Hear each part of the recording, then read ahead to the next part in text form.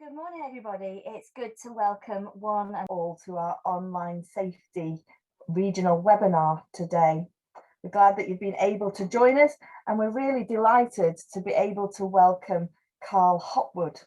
Karl is a former head teacher who has become an independent online safety expert. He sits on several advisory boards and councils across Europe. His work includes the development and promotion of safer online behaviours. Karl comes highly recommended, and we're really pleased to welcome him here today. So welcome, Karl. We look forward to what you have to share with us today. I'm Carla Quinette, a part of the Learning Network here in the Yorkshire Plus region, and it's really a delight for us to host this webinar. To help us through this webinar, let me offer you one or two comments.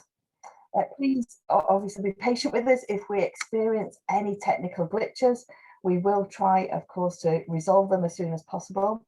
If you happen to lose connection through this webinar, then just use a link that you used this morning to regain entry. During the plenary session, we kindly ask that you keep your sound muted. As I've been repeating the message, this webinar is being recorded. So if you don't want your face to appear, then please ensure that you disable your video function. And if you need to, for whatever reason, then change your name as well. If you need to speak to the host or the whole group, please use the chat function. And if that's not possible for you, we ask that you raise your virtual hand. And if both those are not possible for you for whatever reason, then find a suitable time to interrupt. We kindly ask that you listen and contribute with respect throughout the whole webinar, including during our breakout rooms. We, of course, encourage you to share learning and good practice from this webinar, but we ask that you don't share other people's stories. That's their story to share.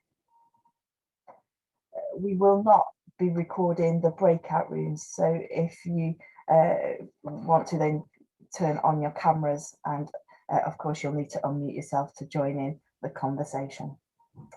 The breakout rooms today will not be facilitated by a specific individual. They will be group facilitated, and therefore we've got some ways of working that we're going to offer to you kindly because we think this will help the group to function the best.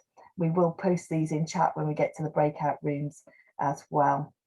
We ask that you listen and contribute with respect, that you ensure only one voice at a time, that you monitor your own airspace, giving everyone the opportunity to speak, that you disclose stories appropriately, that you remember to include those who are joining by phone, and that you, following the webinar, share only those non-attributable learning and good practice. So they're just to help us ensure that the breakout rooms function well and safely. Thank you, Catherine, and we will post those into chat when we get to the webinar, to the breakout rooms as well. So let's come as we settle our hearts and our minds to focus on the subject of today, online safety. Let us pray. Almighty God, we thank you for the opportunity to meet today, to reflect on and to discuss issues around keeping ourselves and others safe online. Help us to listen with open hearts and minds. Give us courage to be honest in our reflection and wisdom to discern changes that we may need to make going forward. In Christ's name we pray.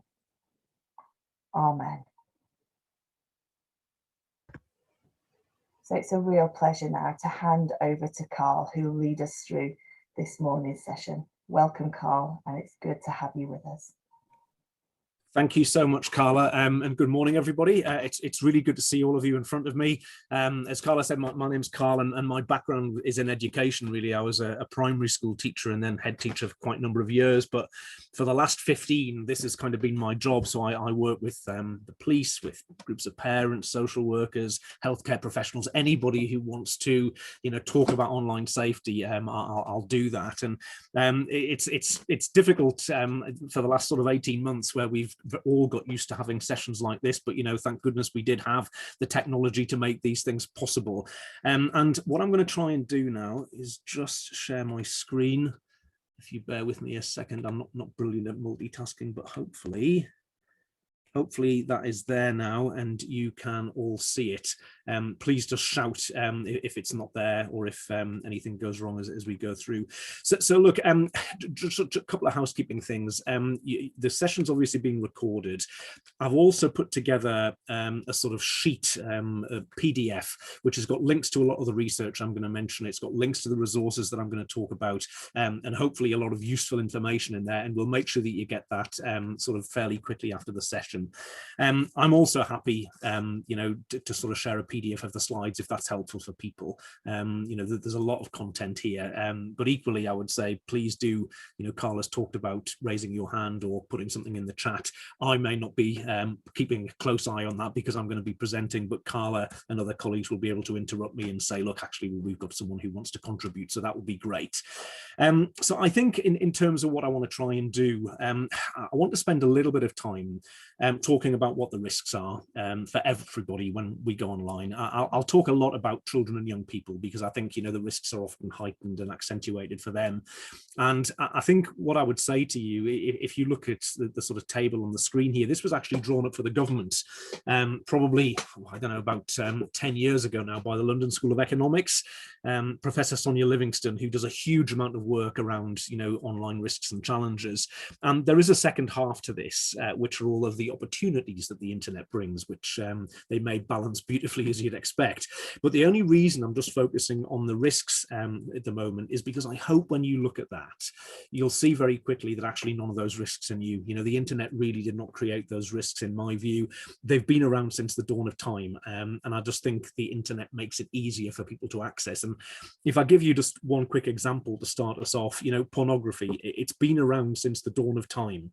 But I think before the internet came along, if you were 10 years old, it was probably quite difficult to get your hands on pornography. Not impossible, I'm sure, but we did things as a society. And what I mean by that is, we put magazines up on top shelves and we said, you need to be 18 before you can buy that.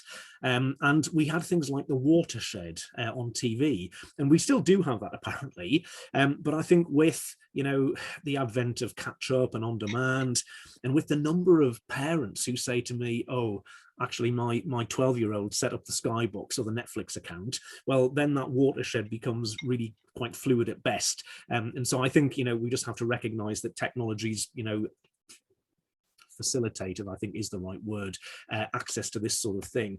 We've also had an update. You can see on this slide, we've got these 3 C's: content and contact and conduct.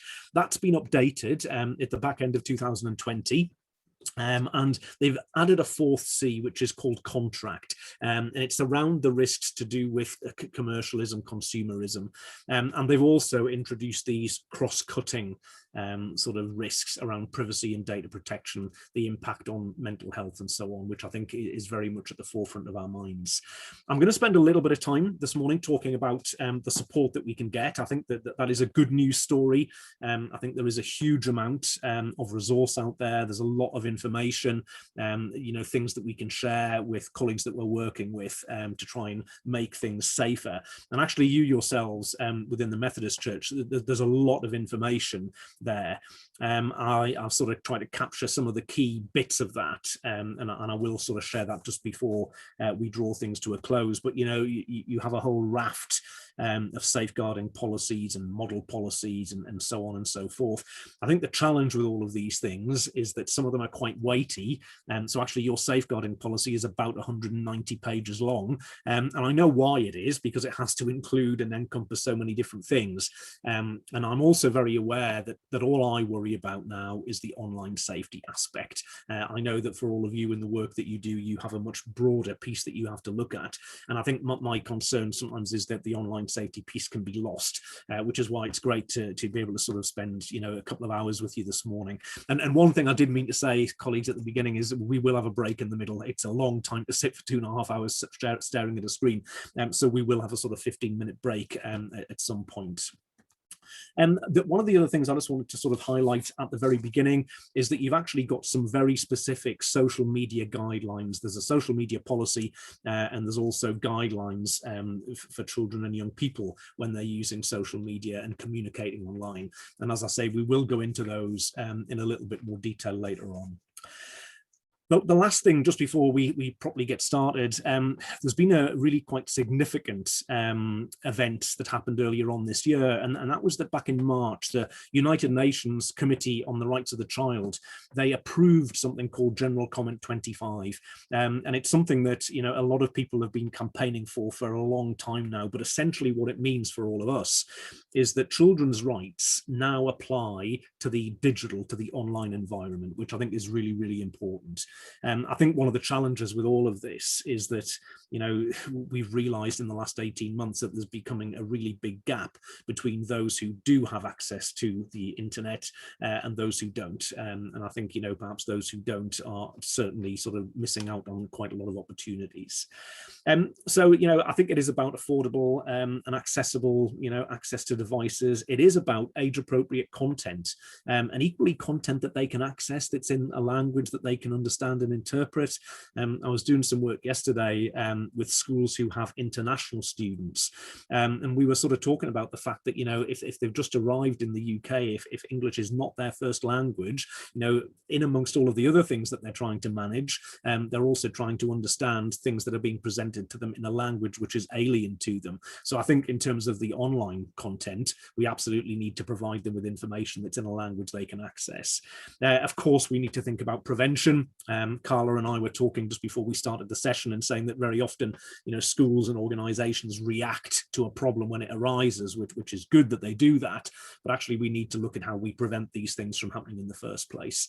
And I think, that last bit there, I think it's really important, trusted and truthful information, less inappropriate content. I'll talk quite a lot in a moment actually about fake news and the sort of sharing of, misinformation and disinformation online. But I wanted to start with a video. I realized that, a lot of this can look like doom and gloom. We've got 2.5 hours you might be horrified to hear that in some local authorities, I run training that lasts for 3 days just about the internet and the online world. And, when we were first asked to do this, I thought, wow, brilliant, 3 days to talk about online safety issues. We'll have loads of time. You probably won't be surprised to hear that, by the time we got to the end, there were still things that we wished we'd had a bit more time to discuss. So I'm just going to be able to give you a very brief overview here. And I will sort of, genuinely invite you to get in touch with me afterwards if there's things you want to discuss in more detail. I've done a few of these sessions for different sort of regions of the Methodist Church in the last year or so. And it's been great that actually colleagues have got back to me and said, look, we know what we've written our own sort of online safety policy. Could you have a look at it? And I'm really happy to do that if it's helpful. But just to give you a glimpse of the positive, I'm going to play you this video, which I think sort of shows how this is not about the technology, it's about behavior, it's about the way that technology is used. So hopefully this is a good way to kick things off.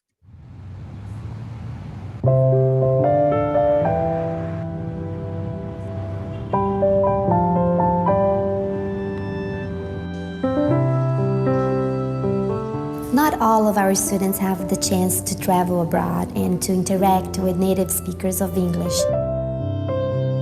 What our students really want is to speak English fluently, and we're always asking ourselves, how can we make it more real, more human?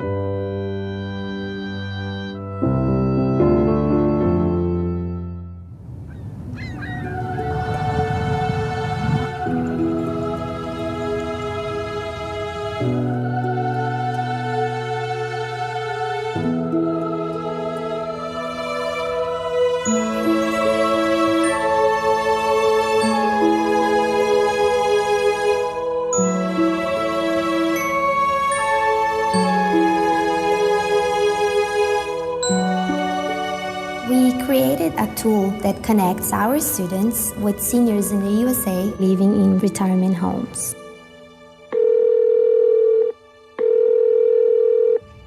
Hello. Hello, hello. Melissa. Hi, Dick. Can you hear me? Yes, I can. Can you hear me? How are you today? I'm good. How are you? It's the first time that I'm talking with someone from another country. I'm very excited to be doing this. I look like I'm only 25, but I'm 88. Do you have sisters and brothers? No, I'm one child. Only one? Oh, you poor fella. I'm live with my old brother. He has 23 years. Do you know, instead of saying he has 23 years, you could say he is 23 years old. I tried to go to Lollapalooza that we have next week, I think, in Brazil, but my mom didn't let me. You got a good mom. Good morning, dear Julia. Good morning to you. This is your dad? That's me and my wife when we were young. Oh, you were good looking when you were young. And you're still good looking. My first destiny is United States, of course, because I wanted to put better my English. Well, you do very well, I must say.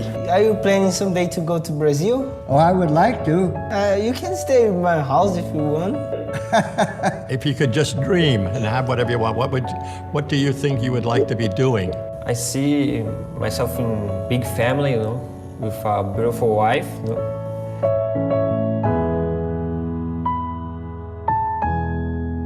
I want to thank you for this change of experience, You are incredible. Obrigado. You are my new granddaughter, and I love you. I love you too. And if you were here, I would give you a big hug. Oh yeah, let's hug. Oh. Bye. Bye.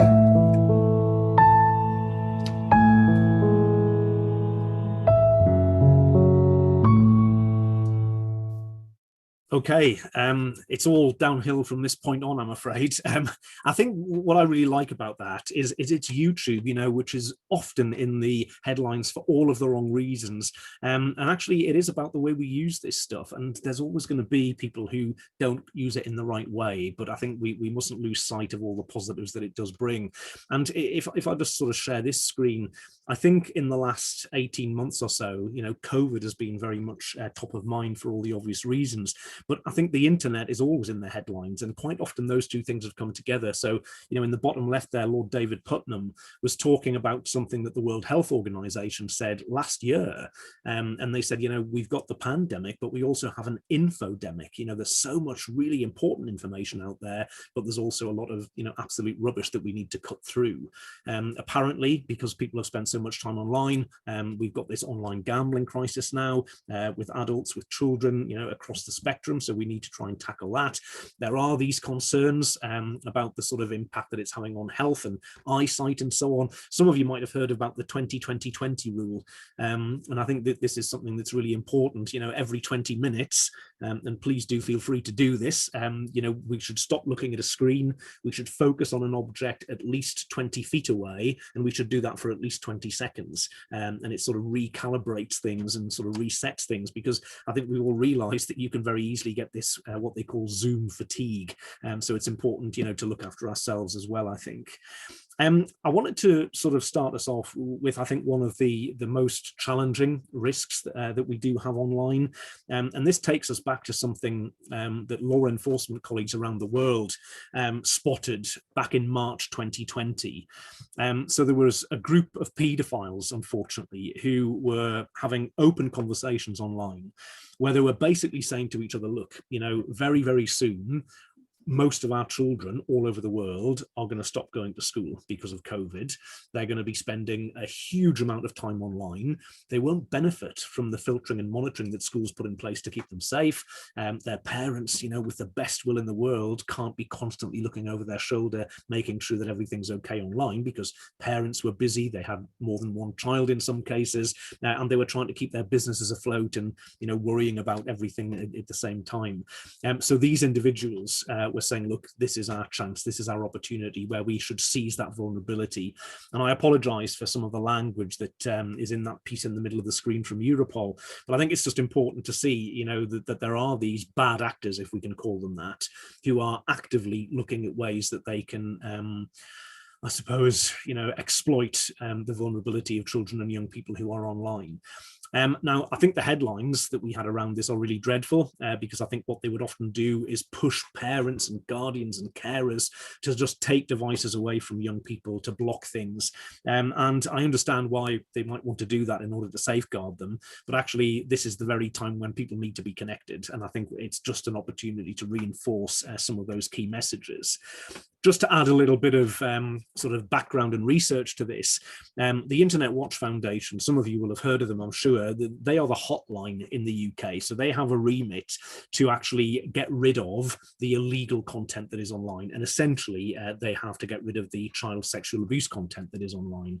They're incredibly good at doing this. When they started back in 1999, 18% of all of the child abuse content in the world was hosted in the UK, which is horrifying.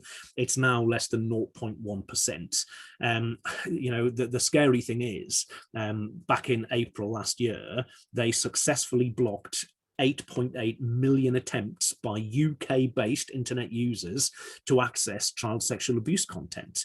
And the CEO of the IWF, a lady called Susie Hargreaves, you know, she's always said, you know, we don't know the half of what is going on, you know, it's the tip of the iceberg. But even she said that the scale of public demand is quite staggering. And some of you will have heard over the last couple of years, police officers like Simon Bailey, who is the Chief Constable of Norfolk. He's just about to retire, actually, but he has the remit across the whole of the UK at tackling online sexual exploitation. And he said recently, you know, we think there are around 300,000 individuals in the UK who are actively looking at this sort of content online and who would actively want to harm and abuse children and young people.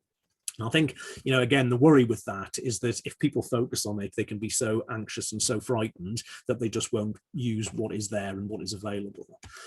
We have a bit more information, sadly, from the IWF, and this is something very specific that I think needs to be mentioned.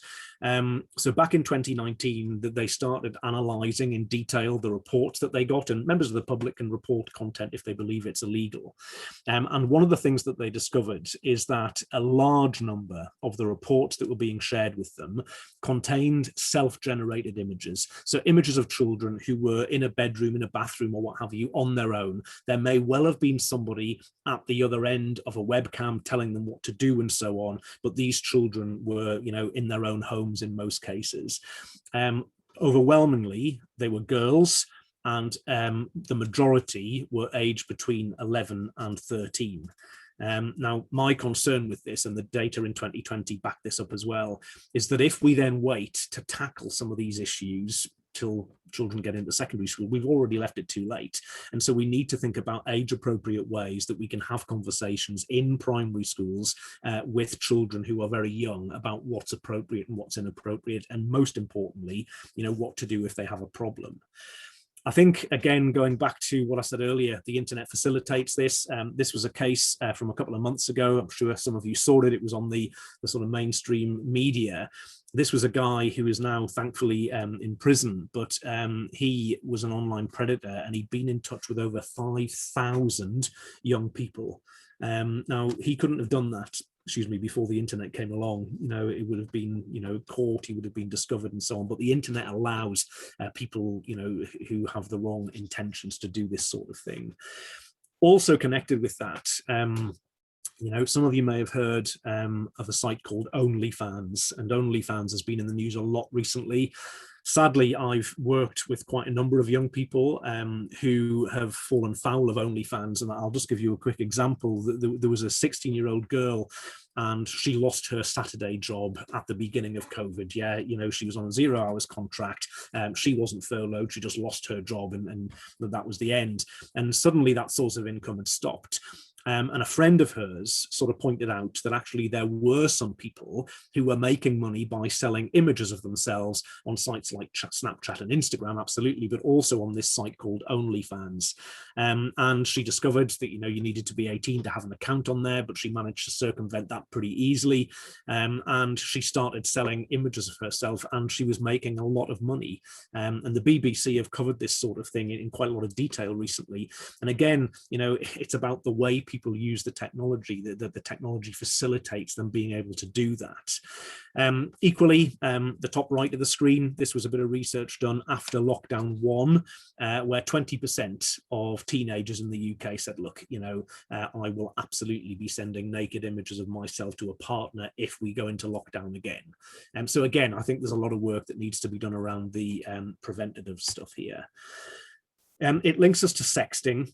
And sexting is a really interesting one, because the Daily Mail would have you believe that it's happening in every single school and every child is doing it. I do think it's happening in every single school, but I think the numbers perhaps who are actually sharing those images are not quite what some of the press would have us believe. This was some research that was done at the end of 2020, so it's reasonably up to date. 4% of the 13-year-olds, but quickly rising to 17% of the 15-year-olds said that they'd shared this type of image with somebody. Now, if you've looked at any of the research around sexting for the last 4 years really now, one thing that is really clear is that the research says it is completely normal for a teenager to want to share images like this if they're in a relationship. Now, I find that really difficult as a 51-year-old man to kind of comprehend why people would want to do that. But one of the people who wrote the research said, if you were a teenager today, Karl, you would be doing this because it is just normal. It's a part of their lives. But I think when we talk about sexting, there's a very big difference, as you all know, between two people who willingly share content and actually somebody who coerces somebody to provide images and then shares images widely without consent and so on and so forth. Now, it links again to, the Everyone's Invited website. I don't know if you've all heard of this, but Everyone's Invited is just an online site that was set up where not just young people, but people could share their testimonies of abuse online and offline, rape, online harassment and so on and so forth. There's over 16,000 very harrowing testimonies on this website where people have said, this happened to me, I reported it, nothing happened, I wasn't taken seriously. There's a lot of criticism of schools, there's a lot of criticism of the police and so on. It provoked a review that the government set up, that Ofsted did. They did it very quickly. It basically took place during the back end of April and May this year. It reported on the 10th of June, so just a week ago. And unfortunately, as you can see from the headline on the right there, sexual harassment is a routine part of life, is what Ofsted were being told by children and young people. It's a really interesting report. If you've got time, I've got a link to it in the summary, but I just wanted to share this bit with you here. And I think this shocked an awful lot of people, colleagues that I've spoken to in schools, colleagues that I've spoken to in the European Commission, in government, really found this quite disturbing. So, you've got just under 90% of girls saying that they were sent sexual pictures or videos that they really didn't want to see. And equally, 80% of girls said, I'm being put under pressure to provide images like that of myself. Now, what you'll see from the graph on the screen there is that there's always quite a big difference between girls and boys in this space, and that applies to almost every aspect of online safety issues and risks. Girls tend to be more likely to be victims of sexting, cyberbullying, online harassment, so on. Please don't get me wrong, it is an issue for boys as well, but girls tend to be more likely, and so I think that means that we need to shape some of the preventative work with that in mind as well. So what I thought I would do now is give you a bit of an overview of what is happening, and I'll start with the 3-year-olds and go right through to what's happening with adults as well. The research I'm using is Ofcom's research. There's a lot of research being done, as you would imagine. I've chosen Ofcom's research because it's really well respected. It comes out every 12 months, and the good news is that this stuff came out only about a month ago, so it's pretty hot off the press. And again, I apologize because I could spend 45 minutes on every slide here, but of course I'm not going to do that because we haven't got time. Please ask questions or follow up with me afterwards if you want more detail. So if we start with the 3 and 4 year olds, I'll just pick a couple of things out of this slide. The first one is that 48% of this group have got their own tablet device. And it's worth saying that they're proper tablets, things like iPads and what have you. They're not, leap pads, for example, that are specifically made for very, very young children. And I guess that's fine. I guess that's okay for a 3 or 4 year old to have their own tablet device. I mean, nice thing to have at that age, provided that when it was given to them, they had some sort of, blocks and checks and restrictions put in place just so that they couldn't stumble on harmful content. You know as well as I do that hasn't always happened, sadly. And I think the other point I should make about that 48% is that it's doubled since last year. So it was 24% last year. And I'm sure that that's to do with the pandemic, whether it was to do with online learning, spending a lot of time at home, but a lot more very young children are getting access. The other one I wanted to mention on here is second from the bottom, on the right. So 92% of this group are using video sharing platforms. So that could be stuff like YouTube or Vimeo or perhaps Netflix and so on. But if you look in a bit more detail at what they're actually looking at on these video sharing platforms, there's a bit of good news here to start with. 81% are watching cartoons and animations and little mini movies and songs. So I guess that's the sort of the Peppa Pig, CBeebies type stuff that we'd be happy perhaps with 3 and 4 year olds looking at. But the bit I've highlighted at the top of the screen there, 57% of that group are watching funny videos and jokes and pranks and challenges. Now, I think that's fine. I think as a society, as a nation, perhaps, I think some people quite like that.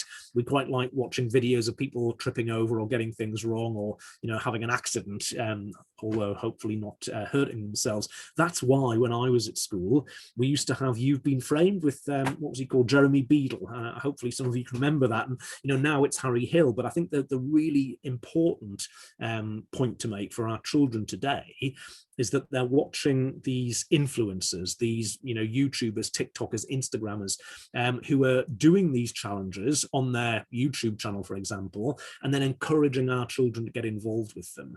Now, you can see very quickly, by the time they're 8 years old, it's over 80% of them who are watching these funny videos and pranks and challenges. I'm not suggesting for a second that all online challenges are bad and dangerous, because of course they're not. Some of them have raised money for really worthy causes and raised awareness of things that actually we wouldn't have known about otherwise.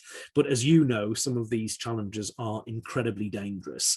And I think what you also know as adults is that the prefrontal cortex of the teenage brain, it hasn't developed to a point where children and young people can think about, deal with, manage or understand risk or think about consequence. So, girls are going to be in their late teens, boys are going to be in their mid-20s before this part of the brain is fully functioning. So something that you and I would look at and say, yeah, I'm not going to do that because if I do, these things could happen. They will just do it. And it's only when they're lying in hospital with a broken leg, they'll realize, should have realized, not such a good idea. The point being, they won't think about it at the time because they're not kind of geared up to think about it at the time. And I wanted to give you an example of one of these, types of challenge. And I think it's really important that we do talk about these things, although it may be difficult. So this was a challenge called the Skull Breaker Challenge.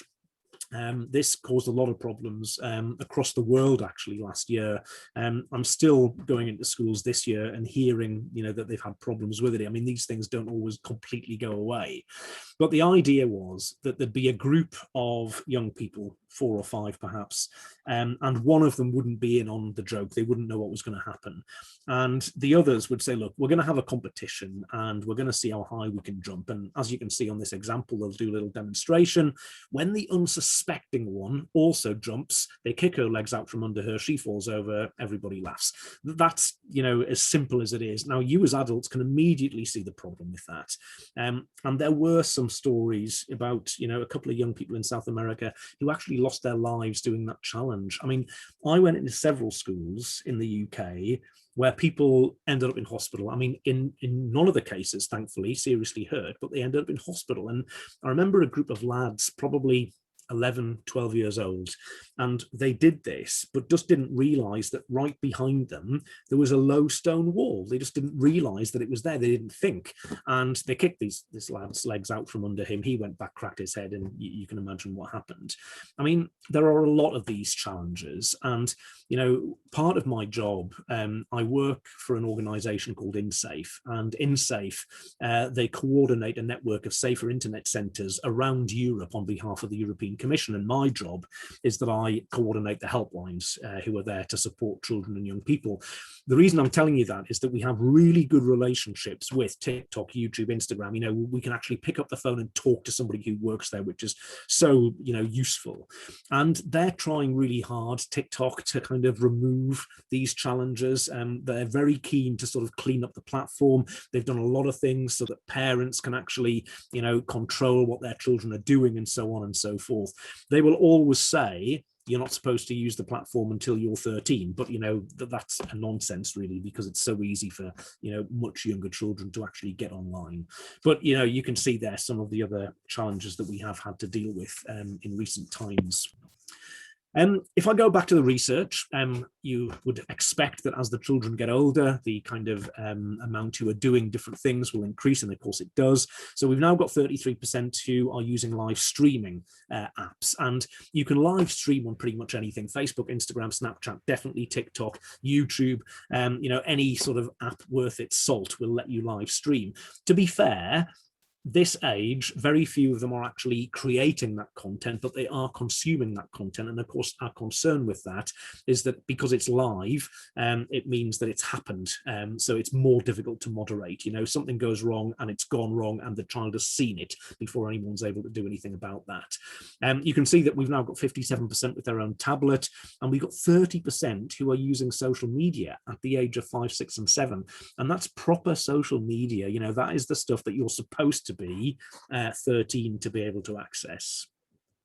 If we move to the next age group, 2/3 of this lot have got their own tablet, and 49% have got their own smartphone. Now, last year, the jump between not having a smartphone and having a smartphone was absolutely at the age of 10, 11. It was when children moved from year 6 to year 7, from primary school to secondary school. That age has got lower this year, and the number of children who have a device has got higher. So I've just highlighted there, you know, we've got 78% of the 11-year-olds who have their own smartphone. We've got 27% who said that they'd seen worrying or nasty content online. And it's worth saying that that was self-reported. Now, I make that distinction because there could well have been stuff that you and I might have had a really significant problem with, but actually they didn't realize it was an issue, so they didn't sort of flag that. And my question with this is always, you know, what happened to them? Did they get some support? Are they still worrying about what they saw? Has it had a lasting impact? Do we need to intervene? The one in the middle as well, you know, 44% on social media, but it's almost 60% by the time they're 11. What social media is it? It's a lot of Instagram. It's a little bit of things like Snapchat, things like Twitch and Discord, which we'll come back to later on. They're quite popular now as well. But I think the big one, which I've already mentioned, is TikTok. And I just wanted to give you a little bit more insight into TikTok. I'm sure some of you are very familiar with it. It started out life as an app called Musical.ly, which was where you could kind of lip sync to your favorite pop videos and things like that. Which, you know, my little sister, who is 4 years younger than me, she used to do that with a hairbrush in the bathroom mirror when the top 40 was on a Sunday evening. But, you know, times have changed, and now there is an app that you can use. And Musical.ly was bought by a Chinese company called ByteDance a couple of years ago, and they, you know, launched TikTok.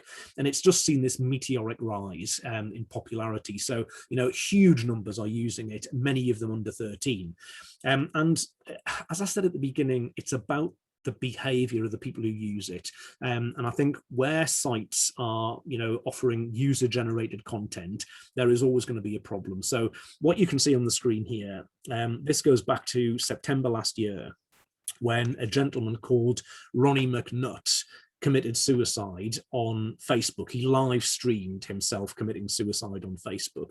Now, it was removed incredibly quickly, as you'd expect, but it didn't just stay on TikTok. It went onto YouTube. Sorry, it didn't just stay on Facebook. It went onto YouTube and TikTok and Instagram. Now, TikTok, we worked really closely with them on this, and they removed it very quickly. They admitted an awful lot of young people had seen it, and they talked about a number of bad actors, to use their words, who were trying to re-upload the content, disguising it in amongst other videos and so on and so forth. But they were pretty confident fairly quickly afterwards that you could not find the footage. What you can see on the right-hand side of the screen, though, is a screenshot from TikTok 3.5 months after Ronnie McNutt's suicide. So people are still talking about it. People are linking to quite unpleasant images and things like that. TikTok were removing anything that they believed violated their terms and conditions. But the point is, it's quite a toxic space. And if you take something like self-harm, for example, you know, the social media platforms have been quite rightly given a lot of criticism recently because there was a lot of very inappropriate content being shared because of the way the algorithm worked. If you searched for a type of content, you would be given more of the same. TikTok sort of explained that actually it's not as straightforward as just removing all of the self-harm content, because actually if somebody has been self-harming and that they are recovering and they might be posting images of scars that are healing and things like that, to remove that content could be much more damaging than actually leaving it up. So it's not a straightforward choice. And I think the other point I would make here, and I'm really not defending TikTok or any of them, I hope it doesn't come across like that, I'm just trying to give you a bit of a view of how it works. They've been affected by COVID like we all have, and so, you know, they can't have hundreds of people sitting in an office looking at content and trying to remove stuff that they think is inappropriate. They're relying on technology an awful lot more. And of course, technology is really good up to a point, but actually, you know, it doesn't sort of address the nuance. It isn't able to get the context in quite the same way. So I think it's a very challenging time for them. I also think, and I was talking to Carla about this before we started this morning, we've got a real cultural problem here. You know, this is not something that the industry, you know, TikTok and Instagram and Facebook can do in isolation. I think we all have a role to play, whether it be government, whether it be educators, whether it be parents and carers. You know, if you do a Google search, and it works on other platforms as well for schoolboy, these are the results that you get. I mean, some of them are a little bit strange, but, you know, most of them are reasonable, I think. I'm sure you know exactly what is going to appear next. If I do the same search for schoolgirl, I get quite a different set of images. They are much more provocative, much more sexual in nature. And I think, you know, we've got a real problem with our culture, with our society, in terms of how we try to address some of these stereotypes and some of this messaging. And if I put behind that a little bit of research, this is something that Girl Guiding do. So every year that they have a big piece of research that looks at what life is like for girls and young women aged between 11 and 21. And as you would expect, a big chunk of it looks at what life is like online, as you'd expect. Now, they found that a third of this group said, I wouldn't even think about putting a selfie up on social media, a picture of myself, unless I use an app or filter to enhance it first. And equally, a third of them said, look, if I put something up there and it didn't get enough likes, it didn't get enough comments, I'd delete it pretty quickly. And then I'd put something else up to try, you know, and get more likes, comments, more traction to it next time. So I think what I'm trying to say here is that there is a pressure. I think they are being put under pressure to look a certain way and to behave in a certain way. And I think that is quite challenging for them. And I think we need to recognize that and try and give them opportunities to talk about it. One of the things that is really important to some young people is being popular on social media. They think the number of likes, they think the number of friends that they have, is a sort of measure of their popularity. On TikTok, one of the things that a lot of them aspire to is being on the For You page. So the For You page is like the page that you'll see when you first launch the app, and it's videos that are being shared really quite widely. So, you know, you've made it if you get onto the For You page. There are hundreds of guides and tutorials that tell you how to get onto the For You page. And this one here says, well, you need to make videos that people want to watch. And, you know, you can see there, they've given you some examples, classic For You page examples. But of course, the message is you need to make videos of girls and young women who aren't wearing very much. That is what will get you noticed. So again, not really the sort of messaging, the sort of, you know, guidance and advice we'd want to be sharing, really. Alongside that, sadly, there are websites which aren't connected to TikTok, Instagram, and Facebook, to be fair to them, but they allow you to buy more likes or buy more followers for the platform of your choice. And I was chatting to a couple of girls in year 10, so I guess they're 15 years old. This was only a few weeks ago. They had a competition in their class to see who could be the first to get to 2,000 followers. And, you know, this girl said, I paid £20. I bought 1,500 followers, money well spent because I won the competition, she said to me. So, you know, the problem is, which you can see as adults, you know, they don't know who those followers are. Some of them won't even be real. There'll be bots, there'll be bits of technology. But, you know, what are their motivations? What information do they get? They then have, you know, the ability to contact our children and so on and so forth. If I just go back to finish on the research, this is the last bit. So this is the 12 to 15-year-olds. And, you know, the numbers are almost universal now, 90-odd% with a smartphone, 80-odd% playing online games for quite a lot of time, 99% using the video sharing platforms, and the 60% now are using live streaming apps. And one of the big changes here from that younger group that we just looked at is that a lot of that 60% are actually live streaming themselves, mainly on TikTok, to be fair. And I'm not saying that the live streams are always bad or dangerous, because they're not. But actually, you know, there was a challenge going around on TikTok earlier this year, which was how far can you go before you get banned from the site? So, you know, how much can you show? What can you do, you know, right to the limit before you actually get kicked off? Now, Ofcom, who did this research, it was slightly restricted the last round because of COVID, as you'd expect. One of the questions that they had to remove because they didn't have time to ask it was this one here. They asked all groups, you know, do you take a mobile phone to bed with you? And last year, that was 74% who took a mobile phone to bed with them. That equated to 63% of all 12 to 15-year-olds across the country. And the reason I think that that is challenging is because I would always say to parents and carers, look, you know, you shouldn't be letting somebody up to the age of 15, in my view, have a phone in their bedroom overnight, not because we think they're looking at pornography or buying drugs with it or whatever. I mean, they might be, and we'll get to that later, but just because it's going to be a real impact on sleep. And I think we as adults know how important sleep is. But I think when a parent tries to do the right thing and says, look, you know, we're all going to put our phones in the kitchen to charge overnight, mum and I are going to do that as well, they will get the, oh, it's so unfair. Everybody else in my year at school, they're all allowed to do this. You're the only parents who said no. Why is my life so dreadful? And I think as good parents, you know, we'd say, look, you know, I don't think it is everybody who's allowed to do this. And of course it isn't everybody, but it is nearly 2/3. And I think we've got a bit of backup here because the chief medical officer actually published this guidance for the government. And what I like about this is it's just good common sense stuff. And I've put a link to this on the sort of PDF. You know, you don't need to be a tech wizard to understand or apply any of this stuff. If I just pick out two, top left, sleep matters, leave phones outside the bedroom when it's bedtime. Yeah, so it's not just me saying it, it's the chief medical officer saying it, it's evidence-based. And then bottom left, family time together, screen-free meal times are a good idea. And I do take some comfort from a lot of young people that I work with who will say to me, yeah, we have a rule at home that says no phones at the dinner table. I think that's really good. But my next question is always, you know, is that rule ever broken? And yeah, absolutely, the rule is broken. Rarely by them, which I always find a little bit suspicious, but regularly by their parents. And I'm not saying for a second that we always need to be bound by the same rules we put in place for our children. Absolutely not. But I do think that if we don't model the right behavior, if we don't set the right example, then, you know, children and young people will pick up the bad habits. And so I think it's really important that we sort of lead by example, really. The good news is that even before the pandemic arrived, the experts were saying, look, we shouldn't be talking about screen time. It's the wrong metric to use. What we need to talk about is screen use. And we need to talk about the quality of the interactions, that young people are having when they're online. And this research came out in January last year from the Royal College of Psychiatrists. And, what you'll notice there, it's actually really interesting research. This is just one piece of it. But they have put some time limits, but only up to the age of 5. So they're saying under 1, no screen time at all.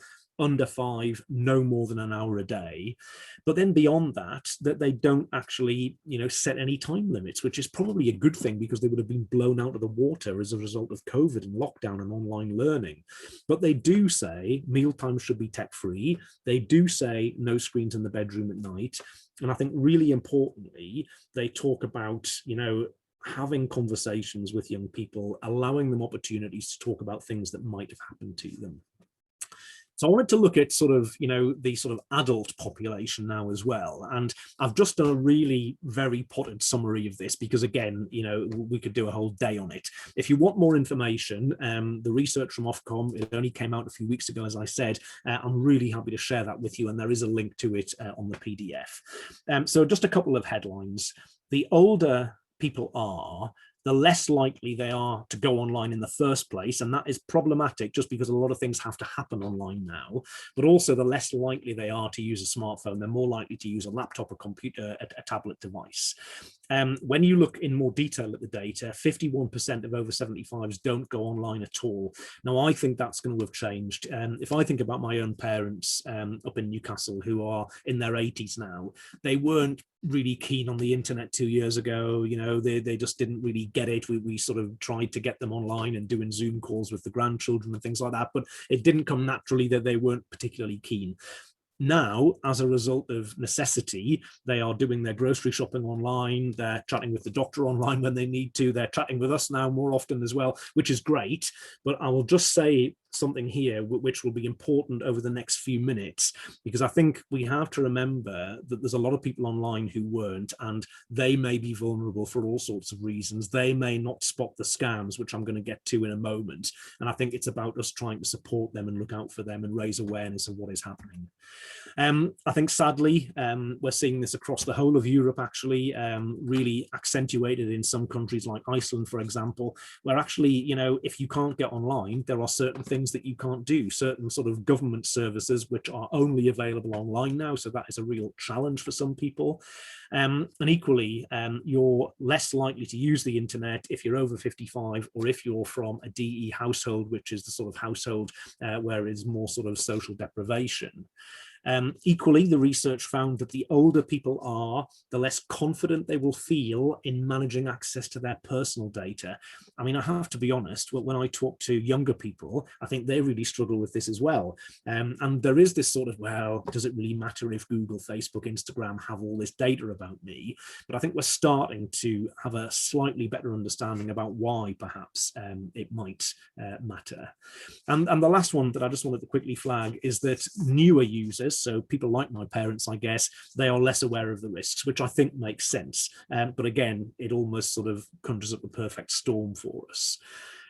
This is just, this, again, recent data from a couple of weeks ago. The internet users estimate that they're spending about a day a week online. And it is less for that older age group, and it is more for that younger age group, which I'm sure comes as no surprise to you. But the point being that, that is a significant amount of time. And one of the things we often do with children is say, if you're spending a day of every week, by the time you're 50, this is how much time you are going to have spent online. And equally, in terms of the concerns that people have when they're online, you can see that there's been an increase in concerns around security and fraud. I think that sort of stuff's been in the press a lot more. You may have seen at the beginning that there was a headline that talked about a huge rise in the number of online scams, and I'm going to come to that in a moment before we take a little bit of a break. But also, there's sort of around half are concerned about some of the things that can happen online. And I think these scams, I do a lot of work with the police, And colleagues in the police tell me that you do still get the scam, which has got bad spelling, punctuation and grammar that you're going to spot straight away. But actually, a lot of them are becoming more sophisticated. You do still occasionally get the scam email that says, actually, you know, a long lost relative has just sadly passed away, but they've left you $3.5 million US. And if you could just send by return your bank details, we'll transfer the money forthwith. And I think, you know, again, we know that all of this is rubbish, but some of the scams are sophisticated. And I wanted to give you one very specific example here. This was a lady that I worked with a number of years ago now. She'd been a teacher. She discovered, sadly, after I think it was something like, you know, 35 years of marriage, that her husband had been having an affair, and he just walked out and up and went off to live with this other person. This lady was devastated after about 5 years of just really not doing anything other than her job. You know, a friend managed to convince her that, you know, perhaps one of these online dating sites wasn't such a sort of bad idea. Lots of people were doing it. It was becoming accepted. And so reluctantly she did. She went online and she met this chap who lived in the States. They would chat every day for quite significant amounts of time, and that's important just because it shows the kind of investment that criminals will make. To cut a long story short, after over 6 months of them, you know, chatting together online, there was a plan that he was going to come over in one of the half-term breaks. They were going to sort of, you know, spend the week together, do a bit of a tour of the UK and what have you. Few days before he was due to land at Heathrow, wherever it was, he got in touch with this lady and said, look, you know, there's been a bit of a problem. One of the companies that I sort of run, there's a cash flow issue. I'm going to have to go and sort it out myself. You know, it's going to mean that I won't be able to come over. She was really devastated because she'd been looking forward to it for so long, and sort of said, well, you know, is there nothing I can do? And he said, not really. He said, you know, there's guys there, and if I don't go and pay them, then, you know, they're not going to be able to put food on the tables. It's that sort of hand-to-mouth existence, really. And he said, I'm just struggling to sort of get the money together, so I actually need to go down there in person. So you know what happened, don't you? You know, she sort of said, well, look, can I help? You know, would I be able to offer some money? You know, if that would mean that you could still come over. Cleverly, you might say, he sort of said, no, absolutely not. You know, you're such a nice person, but it's not your problem. I can't take any money from you. And actually, they ended up having an argument about that. And he hung up and said, look, I'm not taking your money. It's not okay. But of course, you know, what that served to do was made her get back in touch and say, look, I want you to have the money. It's really, you know, if it means you can come over. And reluctantly, apparently, he sort of said, well, yeah, you know, if you sent me £10,000, that's what it was. If you sent me £10,000, that would sort it. I can probably pay it back to you in 2 weeks. But, you know, it's I don't want you to have to do it. But yeah, that would mean I could come over. So she transferred the money, and you know exactly what happened next without me even telling you. He didn't come over. She contacted the police eventually. It was a scam. The police said, yeah, this is happening quite a lot. We suspect he didn't even live in the States. We don't think there's really very much we'll be able to do about it, and so on and so forth. But the point I wanted to get to is when I spoke to this lady, and there was a big thing made of it at the time on TV and stuff, and that's how I met her. And she said to me, how could I have been so stupid? What an idiot. And she was blaming herself completely. And I sort of said to her, you know, it's not your fault. I said, you're a nice person. You think that everyone else is going to behave in the same way that you would behave to them. But unfortunately, that is not what people are like. And I think what we've discovered is that with some of these online scams, people will invest a significant amount of time and effort. And I've seen this happen with people of all ages. It happens with children in schools where they're kind of encouraged to, you know, share inappropriate images and then blackmailed and so on. I think the point is that, you know, we're all vulnerable potentially to this. The one thing that I took from the conversation with this lady, she said, you know, I didn't talk to anybody about it. And the reason I didn't talk to anybody about it is because I knew that they'd tell me I was being stupid and I shouldn't send him any money. But that's why she didn't. So deep down, she knew that it wasn't the right thing to do, but she was hoping and praying that it was genuine and that actually found somebody who cared about her. And so these people are ruthless and, you know, dreadful, I think, in terms of the way they'll exploit us. And again, just to make this comparison, the new users versus the established users, the new users are less likely to be aware of issues around personal privacy. They're less likely to have, perhaps, only slightly, but to be aware of the sort of security and fraud types of risks. And I'll just share a couple of things about some of the scams that are going around at the moment, and then we will pause and have a break because I know we've been chatting for quite a while already. So the scale of this is quite significant. I mean, Google last year saying that they were blocking 18 million scams just related to COVID every single day. And as I said to you before, a lot of the scams are being quite sophisticated. I'm sure some of you have come across these in the last few weeks. These are the things that are doing the rounds at the moment. Why the parcel delivery scams? Well, obviously because we're all ordering things online. The shops haven't been open for very long. Some of us still aren't really that comfortable to go out and sort of, rub shoulders with people in some of the big stores. Colleagues in the police say that one of the clues used to be that if you hovered your mouse over that hyperlink on the right-hand side where it says to confirm the shipment of a package, click here, it would show you the address that it's going to take you to. And often it would be a load of gobbledygook, nothing like royalmail.co.uk, so you'd know it wasn't right. What they're finding now is that very often if you hovered your mouse over the link, it would almost be royalmail.co.uk, but there could be a hyphen, an underscore. It might say amazon01.co.uk. And again, people like my parents, perhaps, they might not spot that that is a scam. I was chatting to somebody just last week about the Royal Mail scam, and they said to me they almost fell for it. They had been waiting for a parcel. It hadn't appeared when they thought. They got the text, I think it was. They clicked on the link and it said, look, we want to deliver your parcel, but actually there weren't enough stamps on it. You need to pay us 98 pence. Normally, we'd get you to come to the sorting office or to the post office and pick up the parcel, pay the money there. But because of COVID, we want to protect our staff. We want to protect you. So we want you to make a payment online. It's all secure. And if you just click here, you can put your bank details in on a secure site. And this person said they almost did it, but then something just made them think it wasn't quite right. And of course, cleverly, they're saying, actually, it's only 98 pence and we wouldn't normally do this and what have you. You also, of course, get the NHS, the vaccine scams. And again, you know why they're doing that, because people are desperate to get the vaccine, or many people are. And they look pretty good, they look pretty genuine. And this was a brilliant piece, I think, that the Welsh government had done. And interestingly, a colleague in the police was explaining that that it says there, we'll ask you some questions and we'll ask for a payment card to check billing. In one of the scams, it sort of made the point and said, you're not going to have to pay anything. The vaccine is free, as you well know.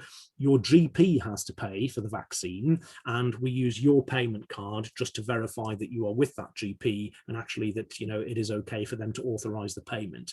Now, if you stop and think about that, what an absolute load of rubbish. But, when, my parents are 83 and desperately wanting to get the vaccine because they've not been out anywhere for the last goodness knows how long, all of this stuff will bamboozle in some cases and really concern and worry people.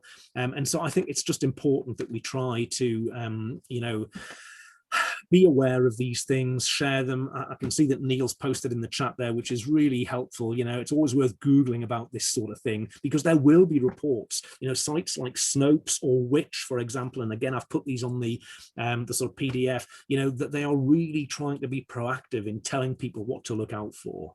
But, as I say, some of the scams, sadly, are quite sophisticated. You do, as you can see here, get the spelling and punctuation problems. But again, the NHS is performing selections for the virus vaccine on the basis of family genetics and medical history. No, it isn't. But you might not spot that isn't quite right. And the other point just to make on this, that they'll never ask for your bank details. Yeah, definitely. But they won't ask for other things like mother's maiden name, which can be used to sort of get personal information that lets you into other things as well. So I think, the government have done something here to try and help us out. And I think we all have to take a bit of responsibility. They've set up this report@phishing.gov.uk email address. And the idea with this is that when you get that email, which is blatantly dodgy because you don't even bank with Lloyds, yes, you should delete it, but you should also forward it to report@phishing.gov.uk. And, by the end of 2020, they only set this up in April last year. They'd had 4 million reports passed on to them, and 26,000 scams were removed as a result, which I think is really good. So just before coffee, I wanted to, because we're talking about scams, just finish by talking about this very specific scam.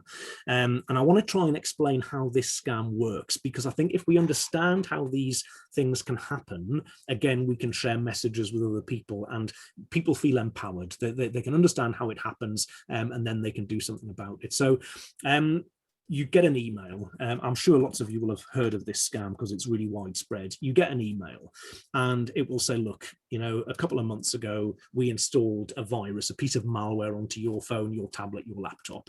You didn't even notice. You clicked on something, we installed it. And since then, we've been videoing you through your webcam. So we've got hours of quite interesting video footage of you. We've equally got a list of every website that you've been to in the last couple of months, interesting browsing history.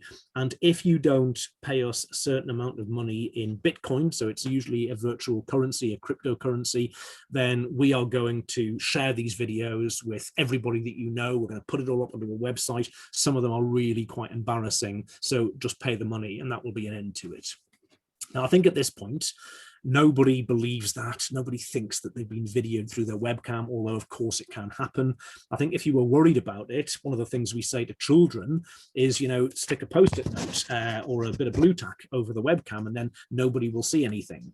But what the criminals did at the end of 2019 was, according to the police, introduced a very clever little lucrative twist. And you got the same email, the same threat, the same demand for money. And they said, if you think we're bluffing and that this isn't true, here is your password. And it would be your password, or at least one that you'd used in the past that you recognized. And apparently that absolutely worked. People thought it was real. And, you know, the police were monitoring the Bitcoin wallet. So if you pay in Bitcoin, it goes into a Bitcoin wallet. One of those wallets went from 0 to the equivalent of $1 million US in less than 4 weeks. Now that was around the world, admittedly, but you know, colleagues in the police say that actually often the demand is only for, you know, maybe 100 or 200 pounds. It's not for huge amounts of money. So that's a lot of people who thought that this was genuine. The last thing, which is what you can see on the screen, last year, they introduced a little COVID twist, and you got the same email, the same threat, the same demand for money. And then they said, if you don't pay within 3 days or whatever, then we will send a package to your home address. There's your home address. And the package will be infected with coronavirus. You, your friends, everybody will be infected. And you know, as well as I do now, that actually that's rubbish. It's not going to happen. The virus doesn't last very long on letters and parcels and things like that, so we shouldn't worry about it.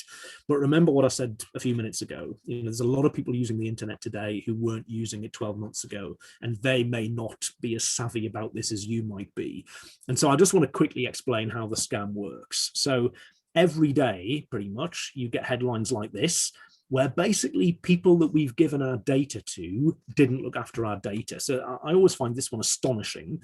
This was the Marriott Hotel, and they had a data breach which affected up to 339 million guests. I mean, that's huge.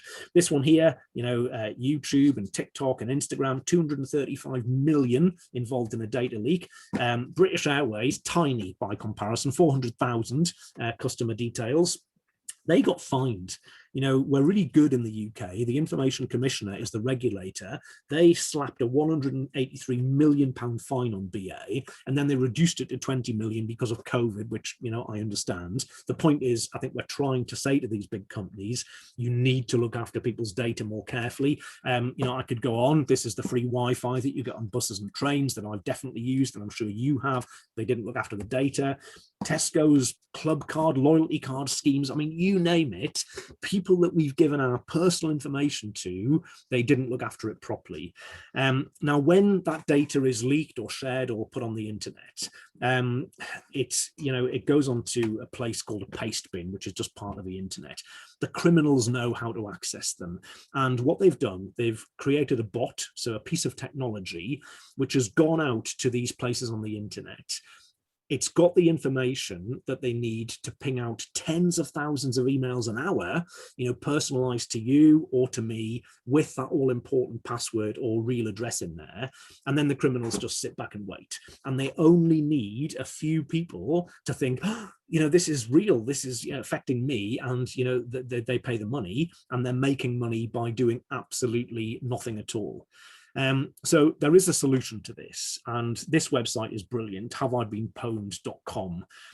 If you put your email address in there and click search, it will tell you whether your email address and the password and whatever else that goes with it, whether it's ever been involved in a data breach. And I genuinely think that if you tried that in the break that we're going to have in a minute, I think a lot of you will find that you have been involved in a data breach, and it's not through any fault of your own. It's the people that you gave your data to. And just to give you an example, I went onto the Methodist Church website. I went to that, generic email address, enquiries@methodistchurch.org.uk. I put it in, I clicked search. Not really a big surprise that 4 data breaches, it's been involved in 4 data breaches. Now, what is good about that, and again, it's not the fault of anybody at the Methodist Church, I've been involved in data breaches, most of us will have been, because of, these companies who weren't careful. But the website tells you where the data breaches were, and most importantly, what information was leaked. So in that one at the top, it was email addresses and passwords. You need to change your password. In the one at the bottom, dates of birth, where you're located, your name, your phone number, your physical address. So that is how they get this information. And I think the last thing I'll say on this is, if you do go and look in the break and think, oh, wow, I've been involved in, a couple of data breaches, they really haven't targeted you specifically. It's millions of people. But the point is that our information is out there in the open. So changing the password means we can take back control of that.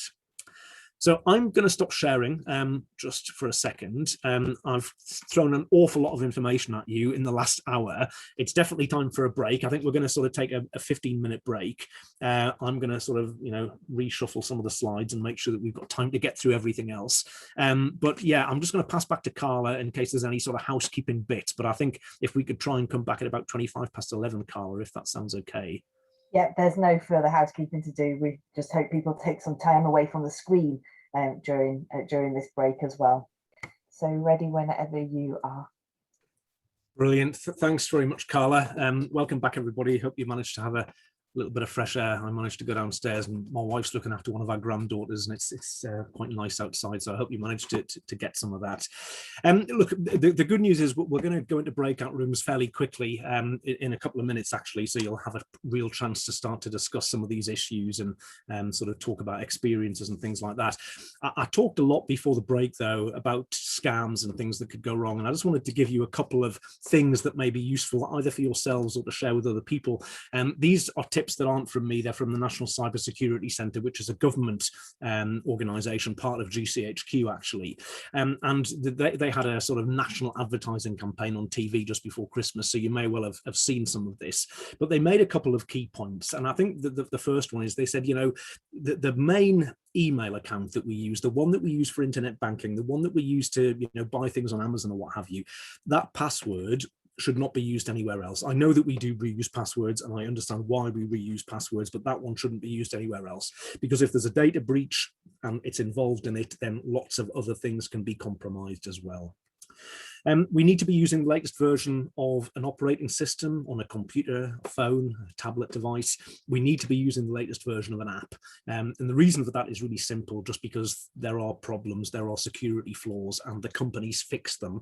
If you aren't using the latest version, you don't benefit from the fix. And a couple of quick examples, that headline looks horrific. And of course, it wasn't quite as bad as they made out. If, though, you had a certain type of screen protector on that phone, then for some reason, any fingerprint would unlock it, which clearly is not okay. But of course, they fixed it. Equally here, they discovered that the face unlock feature worked even if your eyes were closed. And again, they fixed it, but only if I'm using that latest version. And some of you are probably quite rightly saying, well, hang on, you know, my phone, my tablet, it automatically updates to the latest version. Absolutely, but that doesn't happen forever. And I know certainly I'm using quite an old iPhone here, which still works very well, but I need to go looking for some of those updates myself in some cases. And I think particularly with apps, you know, they don't always update. We should be using stuff like two-factor authentication, not just on emails, but on, you know, social media platforms. Banks make you do this all the time. It basically means that, you know, you will have to verify that it is genuinely you who is trying to get into that particular platform. And they'll ask you to do that by sending you a code in a text message, or they'll ask you to use sort of facial recognition. And it doesn't take long to set up. And there are some really useful guides on how to do this, which I'll share later on. Password managers are really good. So I said before, I know that lots of us use the same password for lots of different things, and I totally understand why. Password managers take away all the grief that goes with that, because you remember one long, complicated password, which I think most of us can just about manage, and then the password manager does the rest for you. And you can pay for them, but actually, you know, there are free versions as well. And I would just make the point here, a colleague that I work with in the police says, you know, we need to change the way we think about this, because, you know, we all accept that we need to have car insurance and house insurance and buildings insurance and so on. In 2021, he thinks that actually we should realize that because so much of our life is online, we probably need to have a little bit of an insurance policy on that. And if you're paying, I don't know, £3 a week, £3 a month for LastPass or something like that, it's probably a really good investment to just keep everything safe. I think what I've realized over the years is that we always think it's never going to happen to us. We always think that, you know, our hard drive isn't going to fail. We always think that our identity isn't going to be stolen. But I think when it is, it's a really sort of challenging and quite complex thing to put back together. Screen locks, really important. I think most of us have them, but when I tell you that the most commonly used screen locks are 0000, 1234, unbelievably, 2580, because it goes down the middle of the keypad, and also things like dates of birth, then you'll realize that, you know, we probably need to do a little bit more work. Neil's just asking, should there be a screen share? Yeah, Carla, can you see the slides on the screen? Yeah, you can. Yes, yeah. So yeah, I am sharing it, Neil. I'm sorry if you're not getting it for some reason. It might be one of those things where it's worth logging out quickly and back in. But I think it is there for other people. Apologies, because I know that doesn't really help you.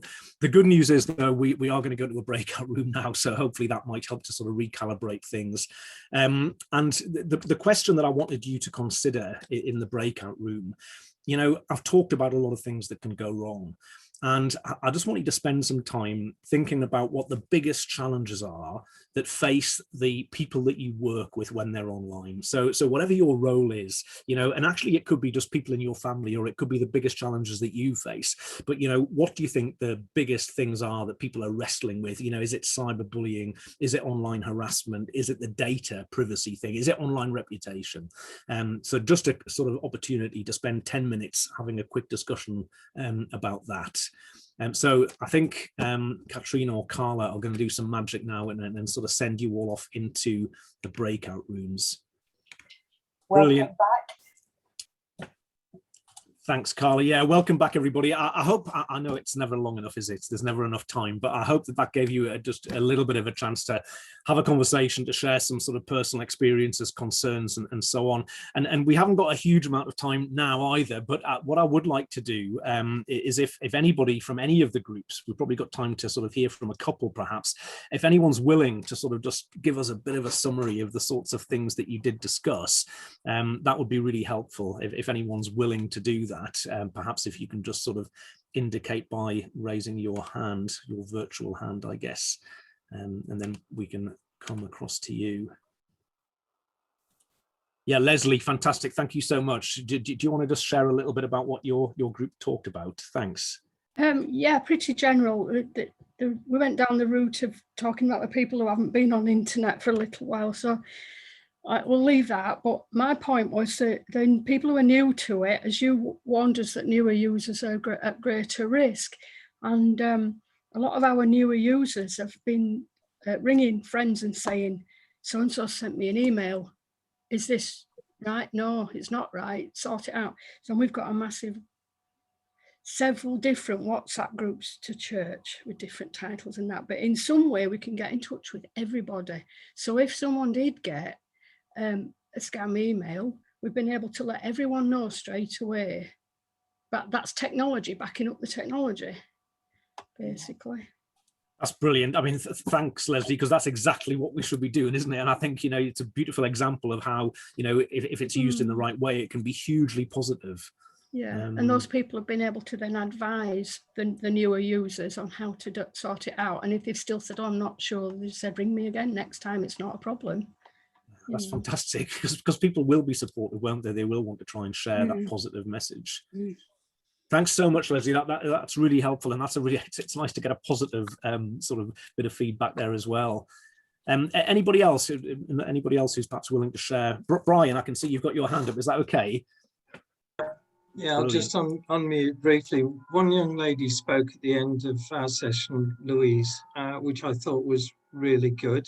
We're aware it's there, and that is the safeguards that you can put on young people's phones and tablets, and you can have links with your own phone, which I learned. I wasn't aware of that right at the end. There are a lot of parents that don't actually make the effort to do that, or the communications of that being available. The more that is done, the better safeguards there will be for those children. But there is a cultural crisis, as you were pointing out earlier. Thank you so much, Brian. That's really helpful, and I'm going to mention briefly, actually, in a minute, about those, you know, controls that we have got and that we can use. And you made a really important point there that actually not everybody is doing it. And that Ofcom research that I was sharing with you earlier on, they actually did ask some questions about parental control tools. And it's quite astonishing. I mean, between a quarter and a third of parents say, yes, we use them. You know, we link our account with our child's, we put things on the phone so they can't, you know, click on anything. But 50% say, I didn't even know that you could do that. And another 25% say, yeah, I knew that you could do it, but I don't do it for whatever reason. So that there is a big job of work to do. And I think, you know, it's frustrating sometimes because the tools are there and they've got actually quite good now as well. But thank you, that's really, really helpful. So if we just move on, yeah, I just wanted to remind everybody that if you do want to stop your cameras, please feel free to do that. And again, I think everyone's doing a brilliant job with this, but keeping sort of on mute just means that it sort of makes it easier for other people to hear, which is great. So I'm just going to share the screen again. And what you can see here, this was a bit of research done with a group of 13 to 17-year-olds, not just in the UK actually, but in Denmark and Hungary as well. And the question that were asked was, why wouldn't you tell somebody? So you've been online, something's gone wrong, there's a problem. Why wouldn't you tell somebody? And you can see there, you know, the reasons. And I think it's quite astonishing that 49% in the UK say because I'd be banned from the internet. And that isn't always the solution. You know, when children come and tell us there's a problem, it's not always their fault. You know, quite often it's somebody else who's behaved in the wrong way towards them. And I think it's important, you know, that we kind of react in the right way as adults to all of that. Now, I wanted to just give you a couple of sort of helpline links here, because I think these are really useful. And the UK Safer Internet Centre has set up a helpline which is absolutely aimed at people like you and I, you know, professionals who are working with children and young people. In this particular case, the next helpline is for people of all ages. But this has been set up. It's funded by the European Commission at the moment. We're hoping that they'll get funding beyond the end of this year as a result of Brexit and so on. But, you know, these people are excellent. And I know you'll have structures within the church that you could use. But if you just needed that little bit of extra help and support, the helpline is there. You can email them or you can phone them and actually have a conversation with a real person. And they just do an excellent job. They also, run this helpline as well. This is the Reporting Harmful Content Hub. The idea of this one is that, let's just say you've reported something to YouTube and said this is really inappropriate, it shouldn't be there. if YouTube respond and say, yeah, it doesn't violate any of our terms and conditions, we aren't going to take it down, that's incredibly frustrating for all the obvious reasons. But if you make the report to this helpline, they will look at the report. And if they think, actually, you've got a point, this shouldn't be up on Instagram or TikTok or wherever, they will then pick up the phone and have a conversation with that platform on our behalf. And the really good news is they have a 92% success rate at getting rid of stuff that I wasn't able to get rid of, that you weren't able to get rid of. And it's because they've got the relationships there, with individuals at those companies, and they know the terms and conditions and the community guidelines inside out. So those two helplines, they're both run by the UK Safer Internet Centre. Of course, I've put links on the PDFs, but I think that they're incredibly useful. So just mentioned in the feedback there, Brian talked about, there are things that you can do to devices. And I'm not going to go into this in any great detail. I'm going to point you to a website which actually tells you where you can get chapter and verse on how to do it all, just because of time. But there's three sort of things that I think are really important.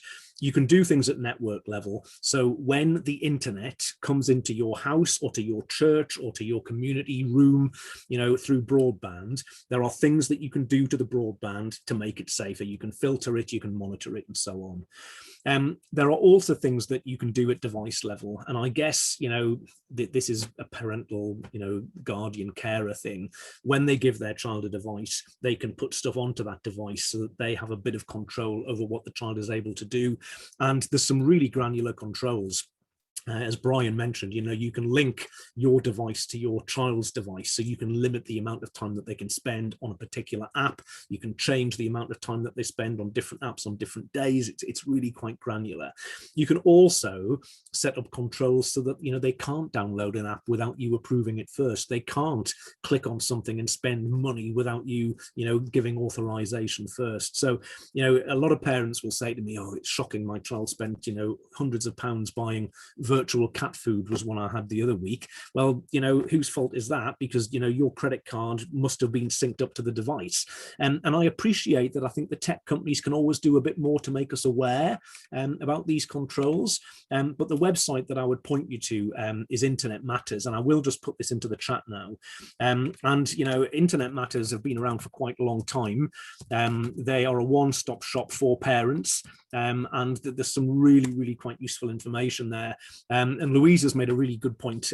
She said that she uses Google Family Link, and I totally would endorse that. I think, you can go and spend a lot of money buying net nanny products and things like that, but actually the things that Apple and Google and Microsoft offer as part of their package, it's free, they are really good. They're not perfect, never perfect, but they're really good. And I think, Internet Matters, they've got a lot of information about things like Family Link as well.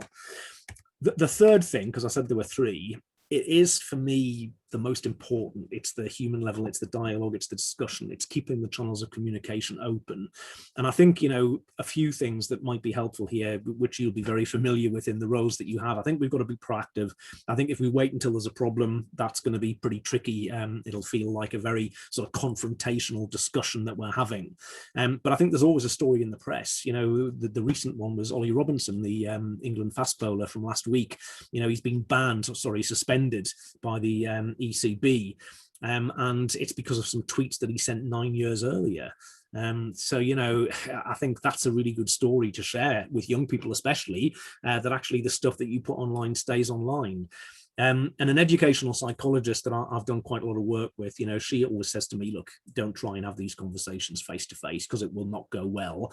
And she says, even if you think you're really good at it, it'll feel a bit confrontational, a bit intimidating and so on. And she said the best way, to have these conversations is to get yourself outside, go for a walk, take the dog out. Apparently you're facing the same direction, you're not looking into each other's eyes, and that helps, but also the movement helps as well. And I think the other point that I would make, which is an obvious point to all of you on this call, I think as children get older, they are increasingly unlikely to want to talk to their parents about this sort of thing. And I think that's where you play such an important role. You know, you'll have those very special privileged relationships with young people. And, you know, certainly the young people that I talk to, they will tell me that it is people like you, it is people who run the youth group, it is people that they know in school who they will feel much more comfortable in having some of these difficult conversations with. So I think, you know, I know that you know that already, but I think that's why having a bit of an awareness of what is happening in terms of the internet is important. So what I wanted to get to now is the policy stuff, and I'll do my best not to sort of put you to sleep with this, and probably just spend 10 minutes or so, and then we're going to go into a breakout to kind of discuss a case study. I think policies are really important. I mean, coming from a school, I spent a lot of time as a head teacher writing policies, and I do wonder whether anybody read them. But I think with policies, I think they have to reflect the reality of what is actually happening. I think that is really important. And just a couple of sort of non-statutory things first from the DfE. Some of you will be familiar with a document called Keeping Children Safe in Education, which is the sort of document that comes out every 12 months for schools that talks about what they need to do in terms of safeguarding, and there's a lot of online safety in there. Back in October last year, the DfE published Keeping Children Safe During Community Activities, After School Clubs and Tuition. And this for me is keeping children safe for all of those other groups. And it talks about faith groups and youth groups and community groups and things like that. It's quite a big document. But I think, you know, what I always say to people is, if something went wrong and you hadn't followed the DfE's guidance, albeit non-statutory guidance, that is not going to look good. You know, you need to be aware that these things are there. So it covers all of safeguarding. I'm obviously just focusing on the online stuff today. And it gives quite a bit of detail. It talks about those 3 C's. I mean, it needs to be updated to the 4 C's already, but, you know, it talks about the 3 C's. It talks about specific risks to do with extremism and radicalization, which we haven't really had a chance to discuss yet today. But it also says that all of those settings, they need to have a written online safety policy or acceptable use policy that kind of says what you can and can't do. And they also talk about the fact that you need to be using appropriate filtering and monitoring. So, you know, schools very good at doing this, but I do wonder that if we are running a community group or a youth group or a group with vulnerable adults, for example, if we're giving internet access, even if it's just that they can connect to the Wi-Fi. And I know in my local church here where I play the organ, they have, you know, they proudly sort of say that you can connect to the Wi-Fi when you're in church. But actually, is that filtered and monitored? I actually have no idea if it is filtered and monitored because I've never connected to the Wi-Fi in church, but they should be telling me that it is filtered and monitored. And so I think we need to be transparent about this, and we need to be clear about what it is that we're actually doing. It also talks in this DfE document about a staff behaviour policy, and they say it's good practice to have one. And that policy should talk about the acceptable use of technology. Really important, it says it should talk about the relationships and the communications between children and staff and volunteers, including the use of social media. It also talks about the relationship between parents and staff and volunteers, including on social media. And I think one of the things that I often talk about is how social media can blur the boundary between professional and personal. And actually in some of the Methodist Church policies that you've tried to address that, but it's not always straightforward. And I will come back to that in a moment. So if we just look at, you know, some of the content which is there on the Methodist Church website, I think a lot of the stuff that is important is on the Well Learning Hub, and there's a specific part which talks about safeguarding and then policies. So there are these social media guidelines, and there is this church social media policy and a safeguarding policy. And as I said before, the policies, you know, that they're quite detailed. There's a lot of content there. I think the safeguarding policy is 190 pages long, as I say. But there are these other bits as well. And, you know, it's good that there are model policies there. Carla and I were talking in the break, and I know a couple of colleagues had asked questions about template policies. A lot of the template policies, they tend to be geared around children and young people, but the UK Safer Internet Centre has done some policies which are for groups in general, and I will share those on the PDF so you've got links to them. You know, they're just meant as a starter, and they're meant for you to take and adapt to sort of meet the needs of your, you know, individual setting. just some of the things that I think are important to do with policy. I think everybody needs to know that they're there, because, you know, what's the point in writing a policy if people don't know what's there? But I think we need to know what the policy says. And the trouble with policies around the internet and the online world is they date really quickly, just because the internet moves really quickly. A lot of schools, you know, sort of spent time talking about, you know, mobile phones and tablets. And of course, now people have got wearable technology. And, you know, a lot of the wearable technology, you know, Apple Watch, yeah, you can have some that do need to connect to a phone, but some of them have, you know, 4G capability built into the device, so it stands alone.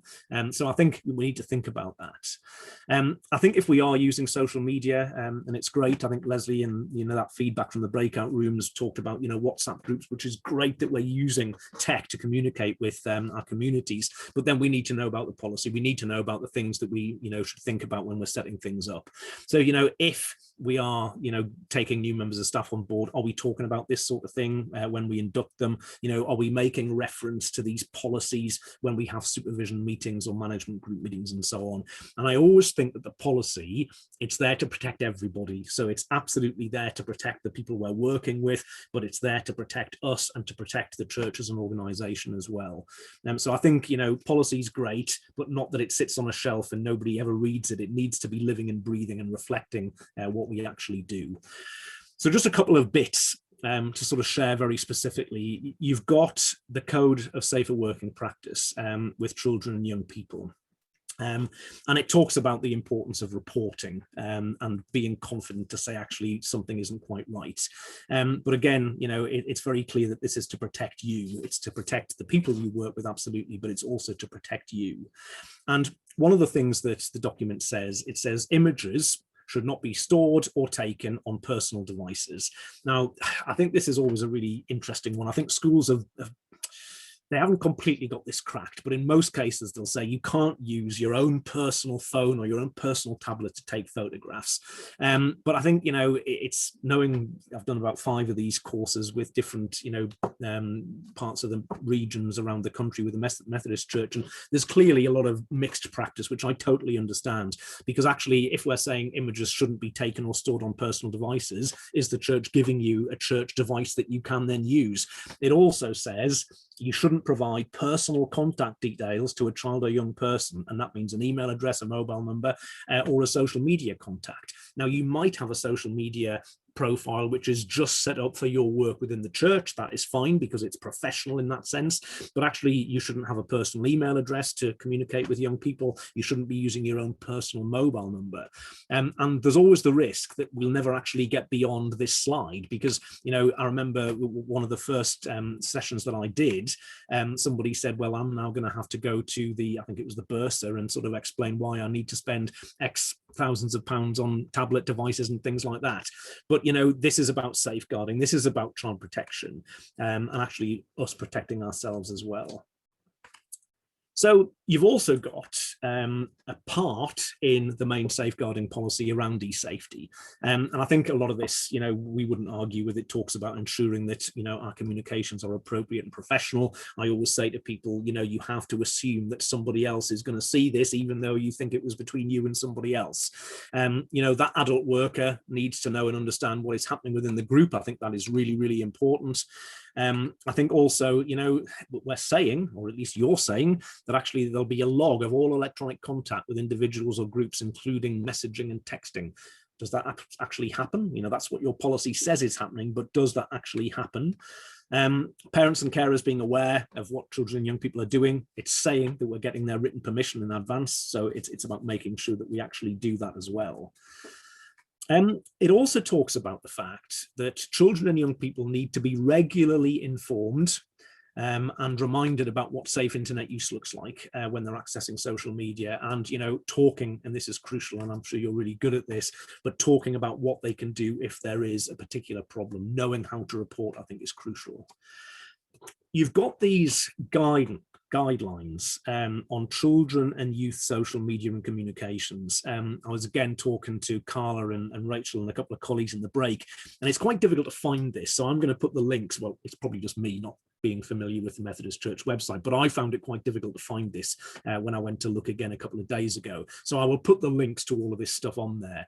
And it was just one point here. I mean, it's been really positive about social media and saying, actually, you know, if it's used properly, social media is a really, really good way of actually communicating with groups of parents and young people.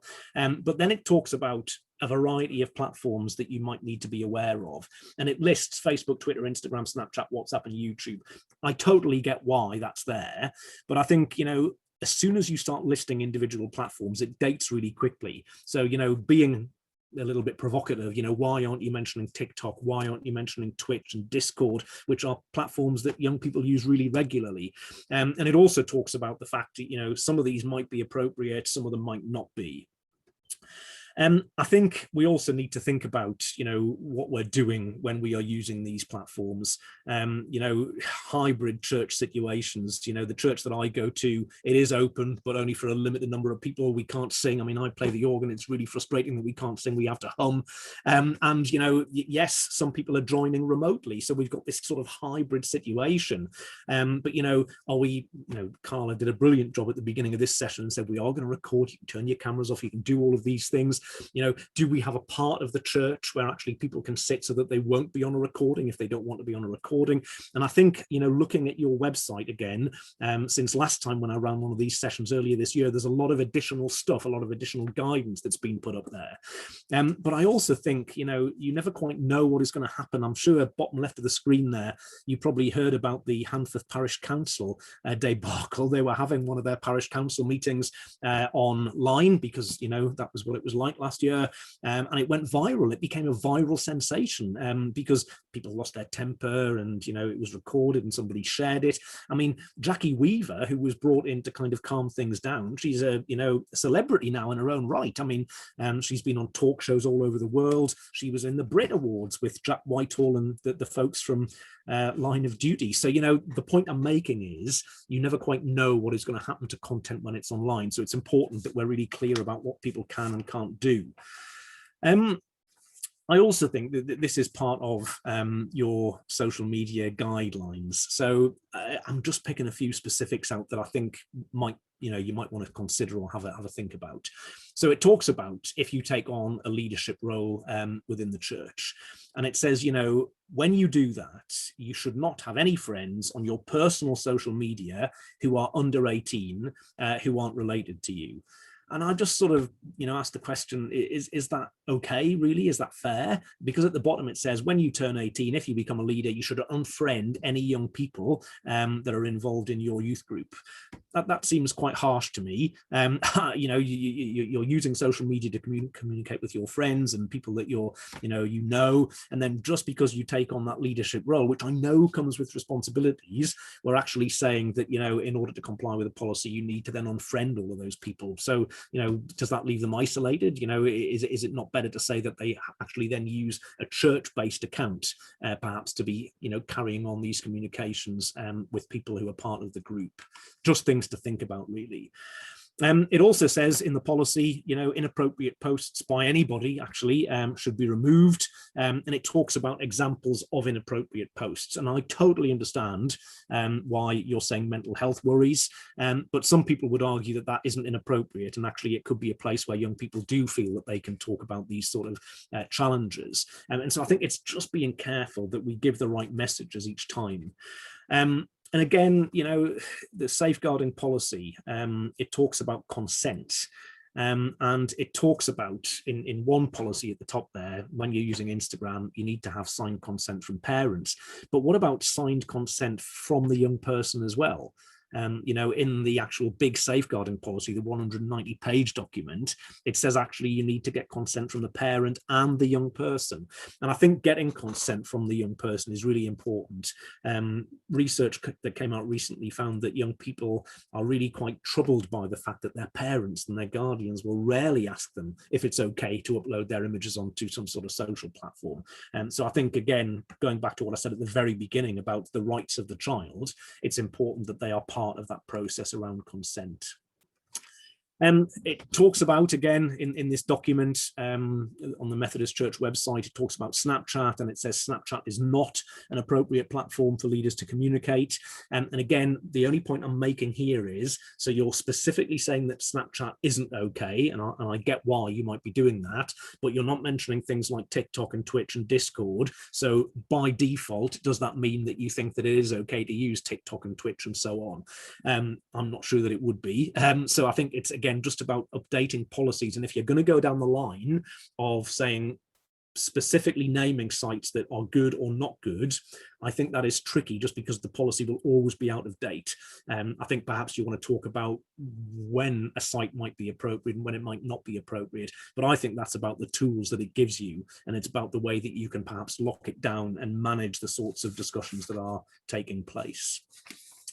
So talks a little bit about storage here, and it talks again about images, which should only be taken on church-owned equipment. And it then says, rather than personal mobile phones where possible, a personal thing of mine is, as soon as you introduce words like where possible into a policy, then you've really diluted how powerful the policy can be, because who is going to decide, you know, and say, well, actually, I'm sorry, Carla, but it wasn't possible for me to use a church phone, so I use my own. And I think that the reason we do all of these things is because it gives you oversight. Yeah, if I'm using a personal device, it's my device. You can't go and look at that device unless, you know, we've got an agreement in place that says you can. If it's a church device, then actually you can go and look at it because it belongs to the church. And so that protects, you know, other people, you know, who are in the group, but it also potentially protects the leader as well. I'll just give you a quick example. We had a case, this was actually in a school, where a pupil sent a really, really inappropriate image of himself to a member of staff's phone. Now, the member of staff had to be suspended pending an investigation. And the point was made, you know, wouldn't that have happened if it had been a school phone? Well, not necessarily, because it's a school phone. And actually, it might be being used by lots of different people. And it gives oversight. It gives a little bit of backup if something's gone wrong. There's also a bit here about use of church-owned equipment, and it talks about, you know, this password should be in place, which I'm sure happens. I mean, that said, you know, it's not good if you've got the password for the device written on a post-it note that's stuck to the device. That kind of devoids the sort of value of passwords, I think. But it also talks about internet searching being monitored and age appropriate, and if Wi-Fi is available, you should be using parental controls and safe settings. That, I'm not sure, is always happening. Again, in the safeguarding policy, it says when you're making Wi-Fi available in the church, an acceptable use policy should be displayed. So I think that's really important, again, that we're following these policies. There is a website. This has been set up by the UK Safer Internet Centre. I've just said that we need to be providing safe and secure access. This allows you to test what your Wi-Fi is like. So, you know, you could click on organization type, organization name, just put an initial. I'll just put the K for myself, put a postcode. You know, this is just so that they can sort of see where you're located, but then you can start the test and it will tell you whether you're filtering against child abuse content, which I'm sure all of you will be, but it'll also tell you whether you're filtering against access to adult content, and that isn't always happening by default. It also will tell you if you're filtering against radical and extremist content. So there's a list that the Home Office keep, and they will test to see whether you're actually blocking some of those sites as well. I'll put the address up there again. A lot of domestic broadband providers don't always do this. They do the child abuse stuff because they have to by law, but they're not doing the pornography stuff. They're not doing the radical stuff either. So it's a free thing, and it just tests what your you know, sort of connectivity is like. I just did this one at home, and you can see, brilliant, we're blocking the child abuse stuff, but it's not blocking the adult content. So I might need to go and do that separately. So I want to pause now, and we'll get to our final case study. There's 10 minutes to discuss this, but equally to discuss any of the other bits that I've just talked about in terms of policy. The case study, it's a real case study. It's been anonymized. It was from another colleague in another area of the country. But you can read it there, and the questions are, you know, what are the potential risks to the young people, but also what are the potential risks to that leader?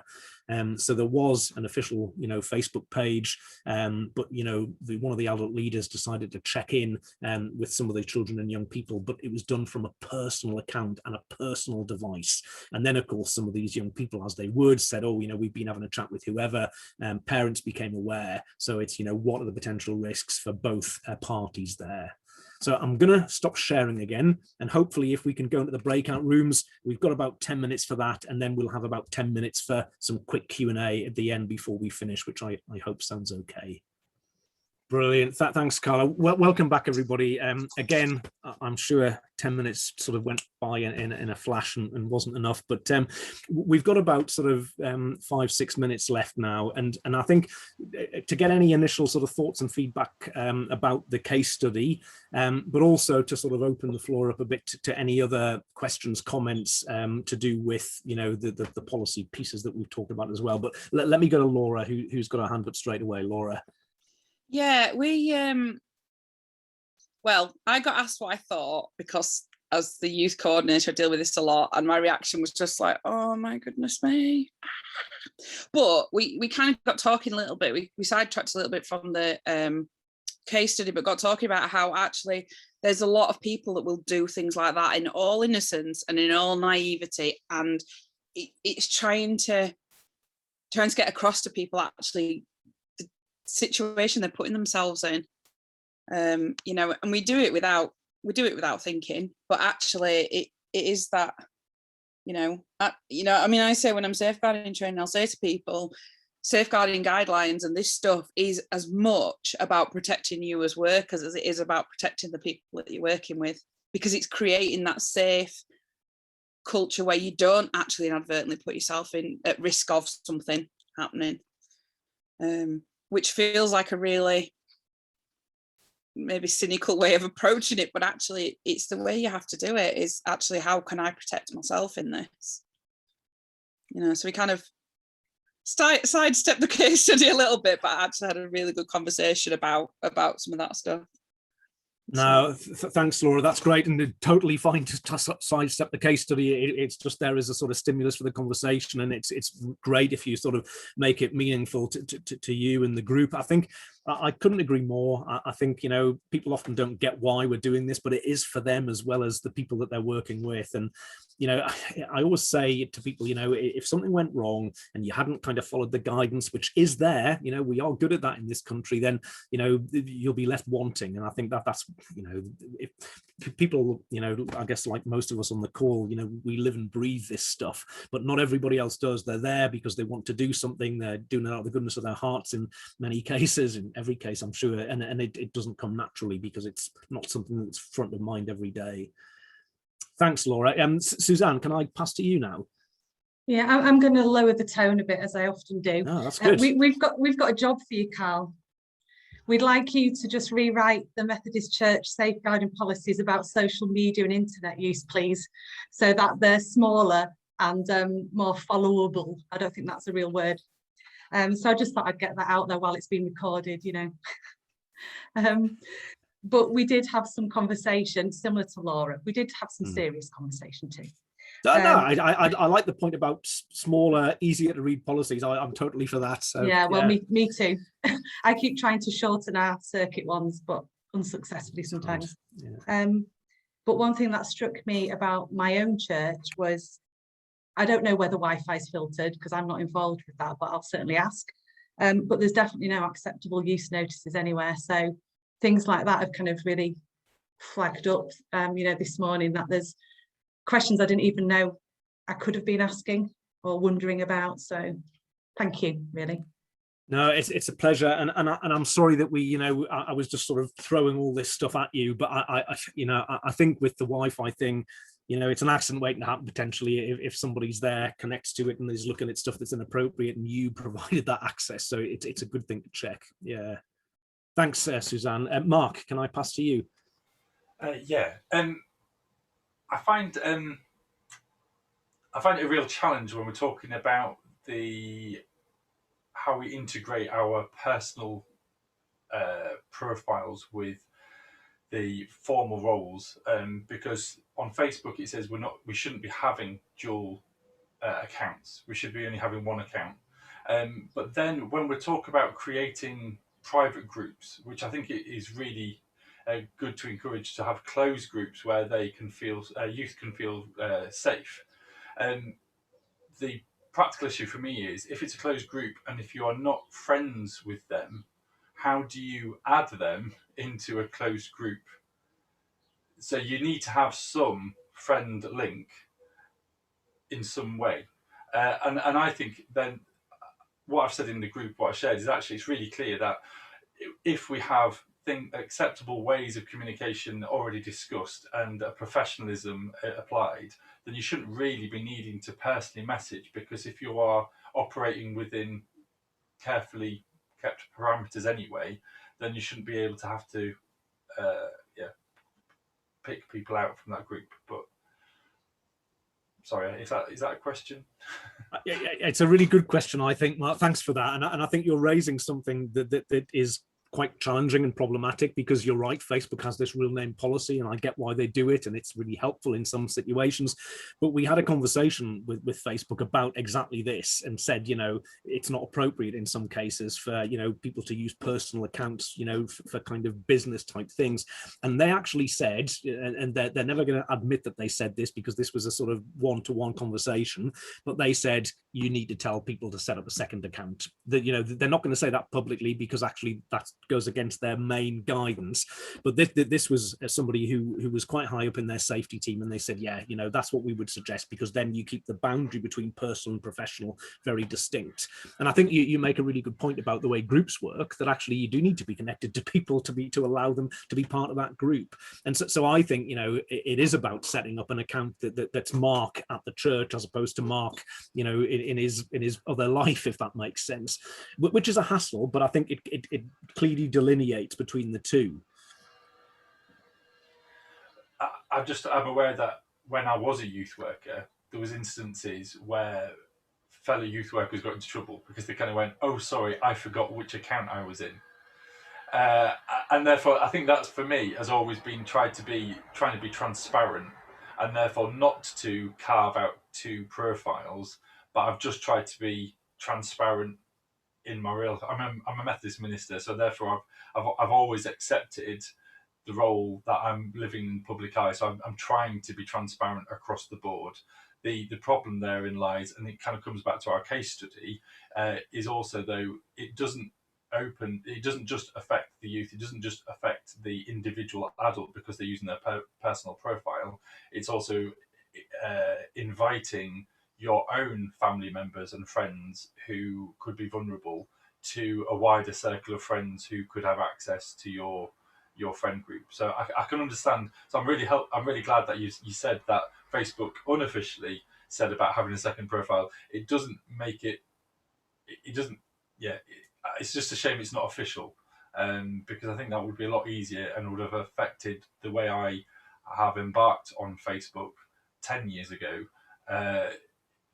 I'm just trying to work out now, how do I unpick that from 10 years of ministry? I hear what you're saying completely, Mark, and it's really challenging. And I think I've been very frustrated in the past at the way that these tech companies that they'll deny that there's people under 13 on their platforms, and we all know that that's a nonsense, and there absolutely are. And equally, I think Victoria said, can you quote me on the fact that absolutely, I'm quite happy to say that is what they said to me, but I think that they will deny it, and because they'll stick to what the policy says. I'm also aware that all the way through I've been saying the policy has to reflect what you actually do in practice, and I think for me, Mark, you make the point about sort of family and friends and things like that, and we often have these conversations in schools, where schools will have written into their policy that teachers or teaching assistants should not be friending parents and kids, and then you'll get the teaching assistant who says, I live in this community, I've lived there all my life, I'm actually an auntie to some of these kids. And what we say then, and this may be helpful, is that when those situations occur, just flag that with somebody, so that at least they know that you've got that connectivity there between them. Really hard. Karl, thank you ever so much. I'm very aware of time. I'm aware that you have another conference that you're going to yeah. now, actually. So we don't want to delay you from that, but it's been a really informative and thought-provoking webinar. I think for people in terms of practice within church life, but also in terms of personal life as well. And we wish you well and pray for you as you continue in this important ministry, which affects many people, most people, everyone. Catherine, thank you ever so much for the support you've given in terms of tech support. We appreciate that. And to participants for the way in which you've actively engaged. Carl already said that there'll be follow-up resources after this webinar. The link to the recording will be circulated as well. And we have another webinar next week. It would be remiss of me not to mention that on the 22nd of June at 1 o'clock, Becoming Anti-Racist, part of our focus of around inclusive church. So as we close, again, thank you, Carl. Let's pray together. Almighty God, we thank you for this time together to learn and reflect on important issues. Give us courage, discernment, and wisdom to use what we've learned and discussed today. In Jesus' name, amen. Thank you, Carl. We're aware that you need to dash off. We will keep the screen up for a moment so that people can take your email, because I know that you said you're very happy for people to contact you. God bless you as you go. Thank you, everybody, for joining us today. Thanks, Carla, and thanks everyone. And please don't hesitate to use the email address. And if I'm able to help, I will do. And apologies that I'm having to dash. Thanks, everybody. Thank you, Carl.